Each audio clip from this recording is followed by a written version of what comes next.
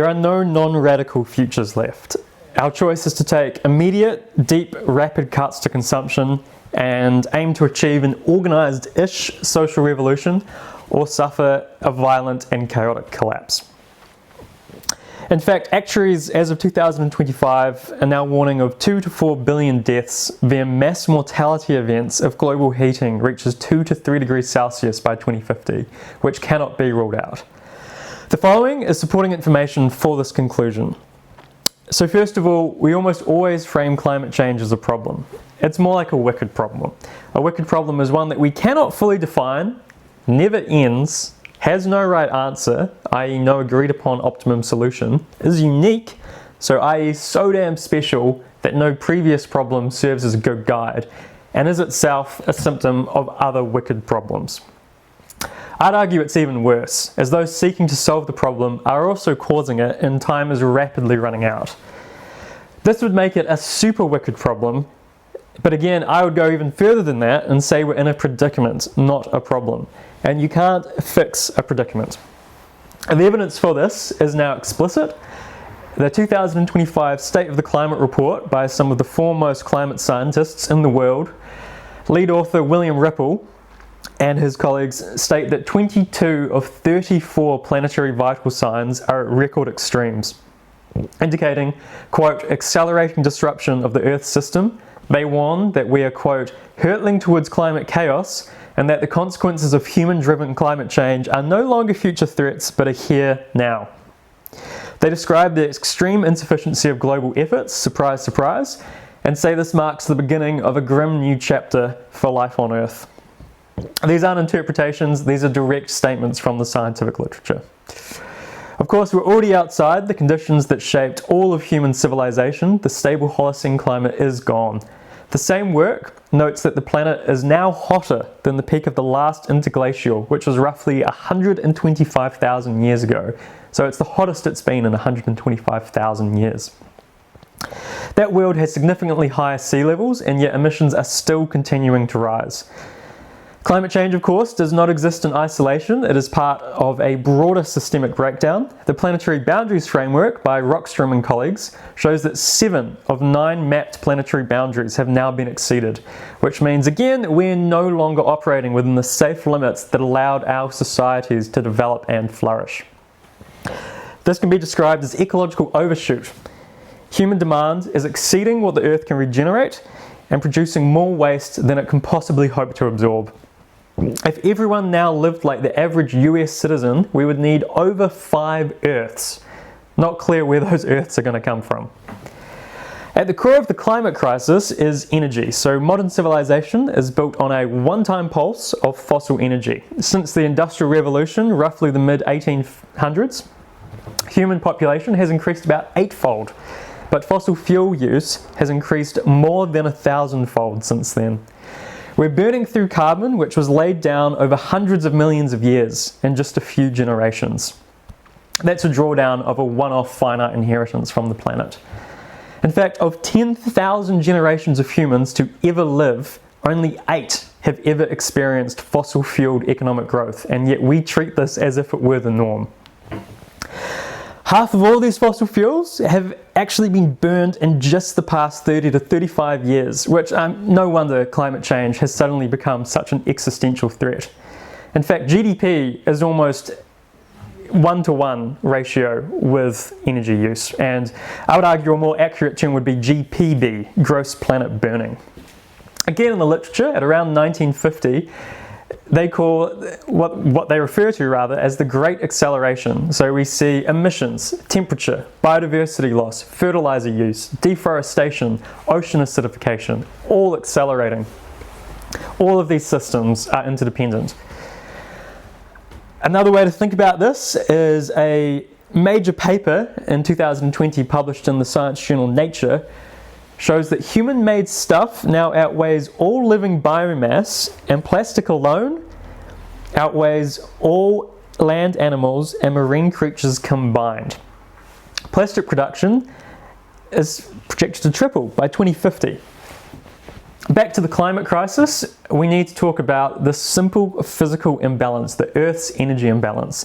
The Earth is absorbing more energy than it is releasing because of the blanket of greenhouse gases that we're producing. The current energy imbalance can be measured at about 1.4 watts per meter square, which may sound small, but when you spread that over the entire planet, it represents a phenomenally large accumulation of heat for every second of every day.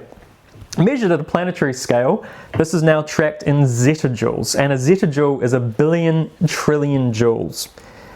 And the system is gaining in the order of tens of zettajoules each year. So, off the top of my head, 23 zettajoules in the year 2024.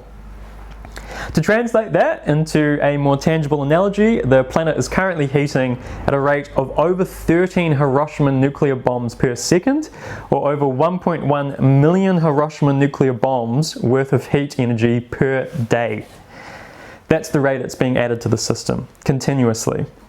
And to provide yet another analogy, this would be equivalent to roughly 697 billion microwave ovens running on high all day, every day. That's 88 microwaves for every person on Earth. Or maybe you want to use hair dryers. That's 446 billion hair dryers running continuously, 55 per person. Or even 7 Hurricane Katrinas at landfall worth of energy per second. That's the scale of the energy imbalance we are dealing with. Most of that heat, around 90%, is going into the oceans, and that's why we are seeing marine heat waves. That's why we're seeing these huge global coral bleaching events. That's why we're seeing massive disruption of ocean ecosystems. These aren't isolated events. They're all data points of the same system accumulating excess energy, and the rate is increasing. Recent research has shown that the rate of warming has nearly doubled over the past decade. Climate change is accelerating. By 2030, we are on track to exceed the long-term 1.5 degrees Celsius Paris Agreement limit. We're already seeing these consequences directly. Extreme weather, as I'm sure you're aware, is happening daily. Heat waves, extreme rainfall, droughts, wildfires, marine heat waves. I'm sure if you search any of this right now, the internet will be full of it for the current day, week, or month. These are happening daily. This isn't a future problem. 1 in 3 people are now exposed to extreme heat, which is defined in the literature as making it difficult for even young and healthy people to do basic physical activities such as housework or walking upstairs during daylight hours. The acceleration and rate of global heating is in fact so severe and so fast that it has been calculated to be as much as 27 times faster than some of the worst greenhouse gas triggered mass extinctions in planetary history. 2 recent studies out in 2026 have found that centuries of net negative emissions would be required to secure a safe climate future. Not net zero by 2050, net negative for centuries. Now, just to run through some of these examples as they're playing out as events. For example, on the 18th of March 2022, scientists at the Concordia Research Station on the East Antarctic Plateau documented the largest jump in temperature ever measured at a meteorological centre on Earth. According to their instruments, the region in Antarctica that day experienced a rise of 38.5 degrees Celsius above its seasonal average. And just absurd. In 2021, more than 1 billion marine animals along Canada's Pacific coast died in a record heat wave, which of course highlights the extreme vulnerability of these ecosystems, which are unaccustomed to such extreme temperatures. Just for a quick rundown, this was caused by a heat dome that settled over Western Canada and northwestern US, lasted for 5 days and pushed temperatures along the coast up to 40 degrees Celsius and shattered long-standing records and offered no respite for days on end. Again, in Brazil, floating carcasses of up to 200 endangered river dolphins washed up over a 6-week period in September of 2023, thereabouts. No one in the region had seen this happen over the past century, and one of the locals described it as completely surreal and really scary.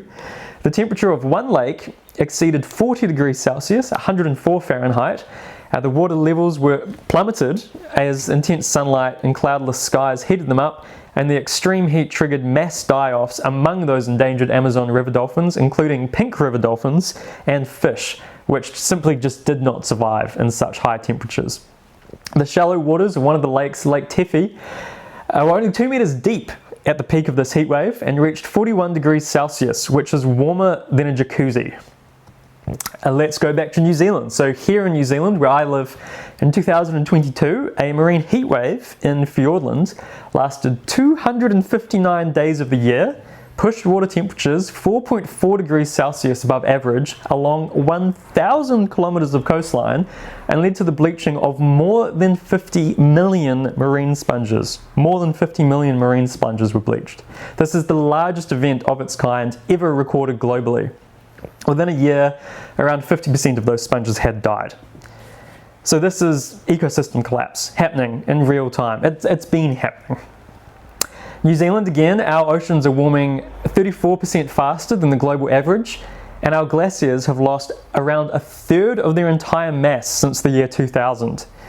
A popular tourist glacier on the west coast, Franz Josef, has retreated by nearly 1 kilometre in just 7 years between 2012 and 2019, and you can see it in this time lapse provided by Victoria University of Wellington. Zoom out again to a wider boundary view, and the pattern is completely consistent. Antarctic sea ice is showing extreme deviations far outside any historical variability.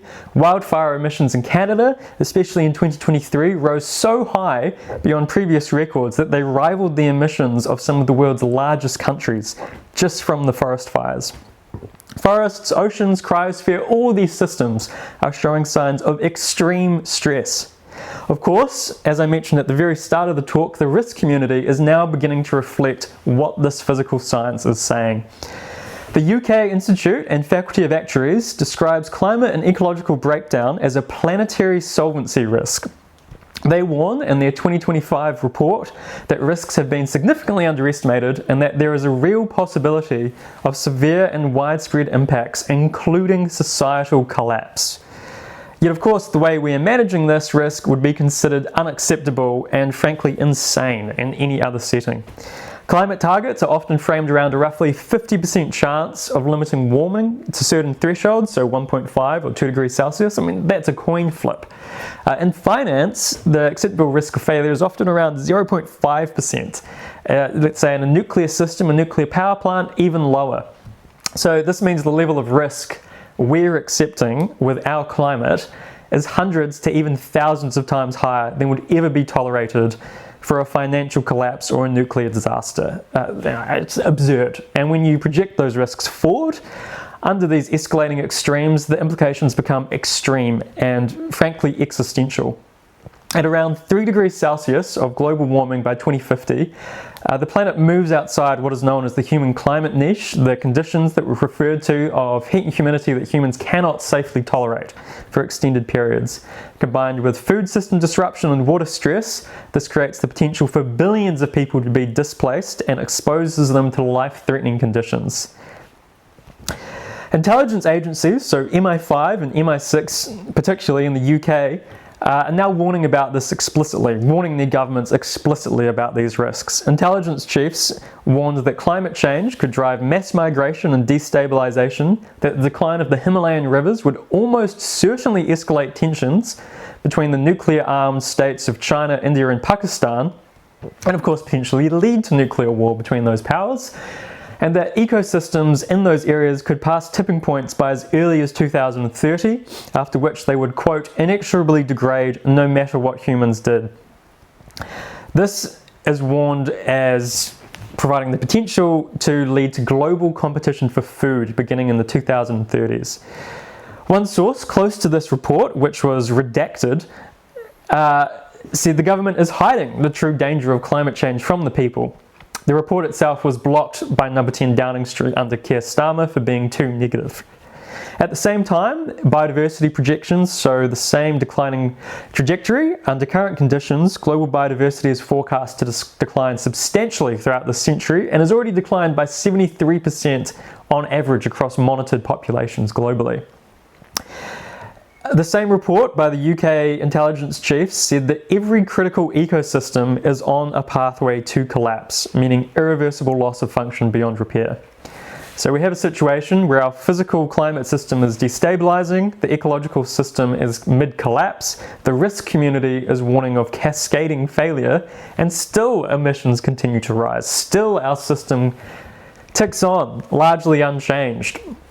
Part of this comes down to perception and visibility. There's a well-documented phenomenon known as the bystander effect or the spiral of silence. So globally, there has been massive surveys done which found 89% of people want stronger climate action, but most people believe others do not feel the same way. They incorrectly believe others do not feel the same. So of course they stay quiet, and that silence reinforces inaction. But of course the reality is that this concern is of course it's widespread. And what's missing is visibility. So when people speak about this, it shifts the Overton window. It changes what others perceive as normal. It creates space for action, any action, because at this point, the visibility matters. This is not a problem we're going to solve in any kind of clean, controlled way. It's not a problem we may even solve at all, because it's a predicament we're living inside. So it's not whether the disruption happens, it is how severe it becomes and how prepared we are. And right now we're drifting towards severe disruption, essentially blind and unprepared. So our response has to start with honesty about the scale of the risk we are facing. And we have to treat it as what it is, a systemic threat to everything. Food systems, water systems, economic stability, geopolitical stability. It's a national security issue. It's a global security issue. This means that here in New Zealand, we urgently need to have national emergency briefings on the climate and nature crisis. I would argue those would be regular, transparent communications of the scientific data and communication of the risk, the same level of seriousness we would apply to any other existential threat. This means as an individual we have to break the silence. Of course this is systemic, but if you as an individual do not tell people you care, others will assume you do not. But when you do speak, as we've mentioned, it shifts that Overton window and builds momentum behind this issue. As the late Jane Goodall put it, every single day you live, you make a difference in the world, and you get to choose the difference that you make. Arguably, we're already making that difference through what we normalize, through what we accept, and through our inaction, through what we choose to ignore. This is hard stuff to confront. Again, this isn't in the future, this is not distance, this is happening now, and we are still accelerating down this path. There is no choice. It's between action and inaction. It's between reducing harm now and locking in much greater harm later, but we don't get to choose to avoid harm, period. This is not something we can fix. It's something we're forced to face even if we don't want to. Take action for a better catastrophe, and I would highly urge you as I sign off to click through to the Better Catastrophe flowchart. It is one of, if not the best resource online for how to navigate our climate and nature predicament, bar none, and all of these sources are linked in the description of this video.